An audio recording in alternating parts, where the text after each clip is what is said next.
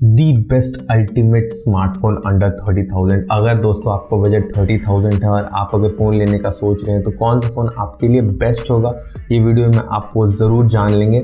But उससे पहले इस वीडियो में आप ये भी देखेंगे कि अलग अलग ब्रांड्स के मैं एक एक फ़ोन बताने वाला हूँ। अगर आप ब्रांड स्पेसिफिक नहीं हैं तो आप इसमें से कोई भी फ़ोन ले सकते हैं, बट अगर आप ब्रांड स्पेसिफिक हैं तो आप उस ब्रांड के एक फ़ोन को ले सकते हैं। और अगर आप दी बेस्ट फ़ोन लेना चाहते हैं तो वीडियो को एंड तक ज़रूर देखें, मैं अपने ओपिनियन भी बताऊंगा इस वीडियो के एंड में। तो चलिए दोस्तों वीडियो में आगे बढ़ते हैं। स्वागत है आप सभी का आपके YouTube channel tech that matter में। पहला फ़ोन दोस्तों Realme Narzo 50 Pro है। बात की जाए अगर इसके स्पेक्स के बारे में दोस्तों तो आपको इसमें MediaTek का 920 डायमेंसिटी प्रोसेसर देखने को मिलता है। 6.4 इंचेस का एक full HD plus AMOLED panel देखने को मिलता है जो कि 90 हर्ट्ज को भी सपोर्ट करता है। और इसमें आपको बैक में ट्रायो कैमरा सेटअप देखने को मिलता है। 48 मेगापिक्सल का मेन सेंसर है, 8+2 मेगापिक्सल का बाकी दो सेंसर्स है, और जो फ्रंट में है वो आपको 16 मेगापिक्सल का एक सेल्फी शूटर देखने को मिलता है। फोन का डिजाइन दोस्तों पंच होल के साथ आता है। ओवरऑल एक जनरल लुक देता है दोस्तों। फोन को 5000 mAh की बैटरी दी गई है और 33 वाट के चार्जर को भी ये सपोर्ट करता है। वैसे इसमें आपको दोस्तों हेडफोन जैक देखने को मिलता है, डॉल्बी एटमॉस का सपोर्ट देखने को मिलता है, ऑप्टिकल फिंगरप्रिंट स्कैनर यानी इन डिस्प्ले फिंगरप्रिंट स्कैनर भी देखने को मिलता है। बात की जाएगी प्राइसिंग की तो 21,999 पे ये फोन अवेलेबल है।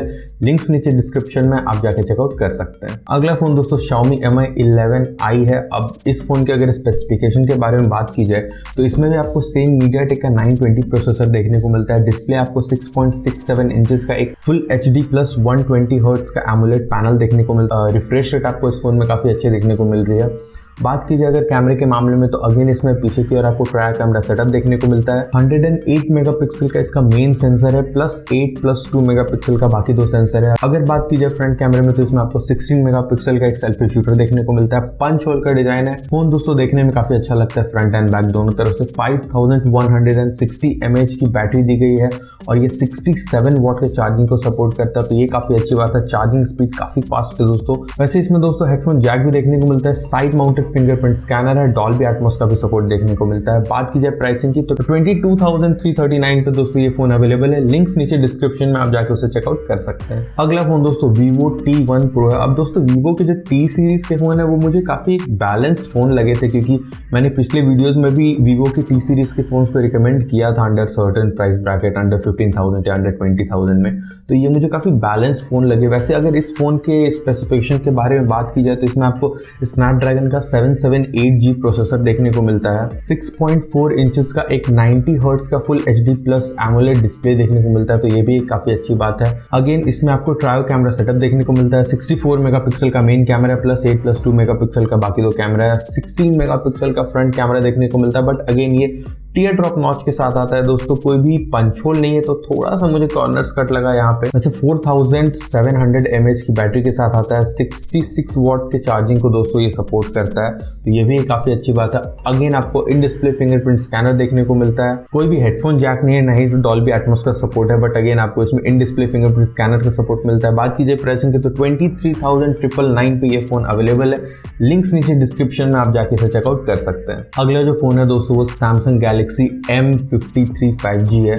अब इसमें अगर प्रोसेसर की बात करें तो Dimensity 900 चिपसेट देखने को मिलता है। मुझे थोड़ा सा ओवर प्राइस लगा सैमसंग की तरफ से इस प्राइस रेंज में, बट अगेन मैंने जितने भी फ़ोन सैमसंग के फ़ोन कंपेयर किए थे उसमें मुझे यही फ़ोन सबसे ज़्यादा वैल्यू फॉर मनी प्रोवाइड किया। ओवरऑल एस्पेक्ट्स में अगर देखा जाए तो सिर्फ एक पॉइंट को अगर कंसिडर करेगा तो डेफिनेटली आपको ओवर प्राइस लगेगा, बट आगे के एस्पेक्ट्स के बारे में बात करें इसमें तो आपको 6.7 इंचेस का एक 120 हर्ट्ज का full HD plus AMOLED display देखने को मिलता है। और एक बात अच्छी क्या है दोस्तों कि इसमें आपको क्वाड कैमरा सेटअप देखने को मिलता है। जो मेन सेंसर है वो 108 मेगापिक्सल का है, प्लस 8 मेगापिक्सल का ultra wide angle, plus 2 megapixel का मैक्रो कैमरा और 2 मेगापिक्सल का डेप्थ कैमरा देखने को मिलता है। सामने की ओर आपको एक 32 मेगापिक्सल का सेल्फी शूटर देखने को मिलता है। पंच होल वाला डिजाइन है, तो ये भी काफी अच्छी बात है। फ्रंट एंड बैक दोनों तरफ से फोन देखने में काफी अच्छा लगता है। 5000 mAh की बैटरी है, बट अगेन जो फोन की चार्जिंग स्पीड है वो सिर्फ 25 वाट है। और वैसे सैमसंग से कुछ ज्यादा एक्सपेक्ट किया नहीं जा सकता है चार्जिंग के मामले में। अच्छा, हमको सिखा रिया है। बट हाँ, इसमें आपको साइड माउंटेड फिंगरप्रिंट स्कैनर देखने को मिलता है। डॉल्बी एटमॉस का सपोर्ट है।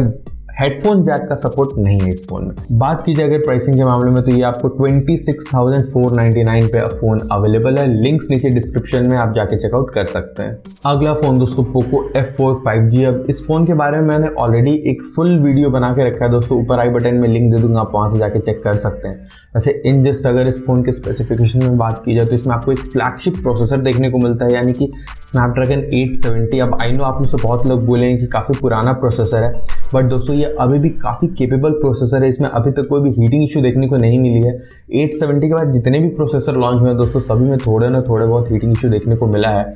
अगर बात की जाए इसके डिस्प्ले के मामले में तो इसमें आपको 6.67 इंचेस का एक full HD plus HDR10 plus 120 hertz का एमोलेड डिस्प्ले देखने को मिलता है।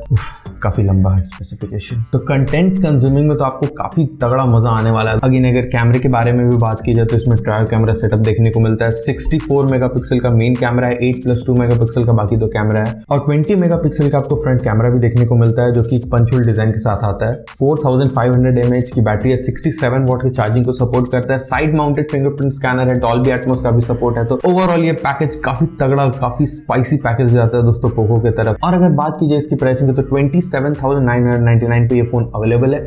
लिंक्स नीचे डिस्क्रिप्शन में आप जाकर उसे चेकआउट कर सकते हैं। अगला फोन दोस्तों मोटो एज 30 है। One of the favourite phone है दोस्तों मेरा, क्यों मैं आपको बताऊंगा। वैसे अगर इस फोन के स्पेसिफिकेशन के बारे में बात की जाए तो इसमें आपको स्नैपड्रैगन का 778G प्रोसेसर देखने को मिलता है, तो ये काफी अच्छी बात है। प्रोसेसर काफी तगड़ा चूज किया गया था मोटोरोला की तरफ से। वैसे इसके बारे में मैं भी फुल वीडियो बना चुका हूँ, ऊपर आई बटन में लिंक दे दूंगा, आप वहां से जाके चेक कर सकते हैं। अगर बात की जाए डिस्प्ले के मामले में तो इसमें आपको 6.5 इंचेस का एक POLED डिस्प्ले देखने को मिलता है जो कि 144 हर्ट्ज रिफ्रेश रेट को सपोर्ट करता है। HDR10 प्लस सर्टिफाइड है, तो कंटेंट कंज्यूमिंग में भी आपको काफी मजा आने वाला है। General day to day users में भी आपको काफी अच्छा, काफी स्मूथ फील होगा। अगर आप गेम्स भी खेलते हैं तो भी काफी आपको स्मूथ एक फ्रेम रेट और टच रेट देखने को मिलेगा, क्योंकि इसका जो डिस्प्ले है वो 144 हर्ट्ज को सपोर्ट करता है। बात की जाए अगर कैमरे के सेगमेंट में तो इसमें आपको अगेन ट्रायो कैमरा सेटअप देखने को मिलता है, बट इसका जो मेन कैमरा है वो 50 मेगापिक्सल का, और जो अल्ट्रा वाइड एंगल कैमरा है वो भी 50 मेगापिक्सल का है दोस्तों, और 2 मेगापिक्सल का आपको डेप्थ कैमरा देखने को मिलता है। 32 मेगापिक्सल का सेल्फी शूटर है, पंच होल डिजाइन के साथ आता है दोस्तों, काफी अच्छा, काफी मॉडर्न लुक देता है एक फोन को।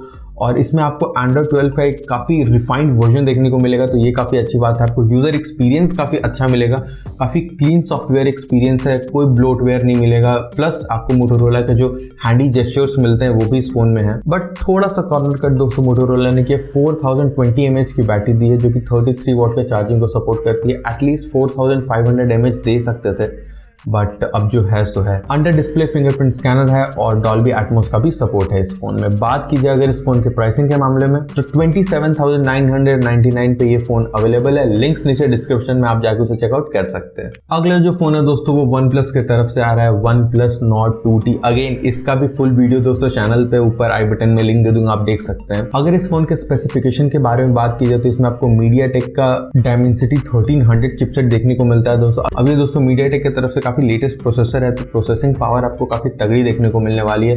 बात की जाए अगर इसके डिस्प्ले के मामले में तो इसमें आपको 6.4 इंचेस का एक full HD plus HDR10 plus AMOLED display देखने को मिलता है जो कि 90 हर्ट्ज को सपोर्ट करता है, तो ये काफी अच्छी बात है। अगेन इस फोन में भी आपको कंटेंट कंज्यूमिंग में तो कोई दिक्कत नहीं आएगी।